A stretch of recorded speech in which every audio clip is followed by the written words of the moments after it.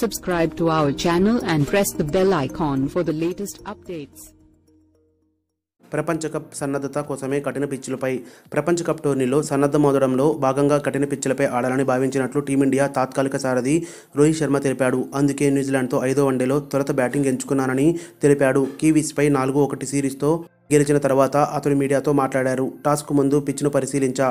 అక్కడున్న తేమ తొలుత ఫేసర్లకు సహకరిస్తుందని ముందే తెలుసు. ప్రపంచ కప్ మ్యాచ్ల్లో కఠిన పరిస్థితులు ఉంటాయి కాబట్టి వాటిని ఎలా ఎదుర్కోవాలో ఇక్కడ చూడాలని భావించాం.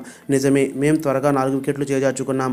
పరిస్థితులు బాగాలేనప్పుడు, బంతి స్వింగ్ అవుతున్నప్పుడు ఎలా బ్యాటింగ్ చేయాలో నేర్చుకోవడానికి ఇది ఉపయోగపడుతుంది.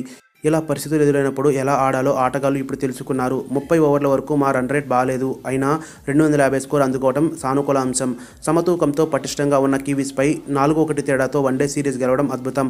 వచ్చిన 2 అవకాశాలను అందిపుచ్చుకోవడంలో విఫలమైన శుభమన్ గిల్ నేర్చుకోవడానికి ఇది ఉపయోగపడుతుంది. భారత్లో అందరూ రాణించారు అని రోహిత్ శర్మ పేర్కొన్నారు. మరిన్ని అప్డేట్స్ కోసం మన ఛానల్ని సబ్స్క్రైబ్ చేయండి.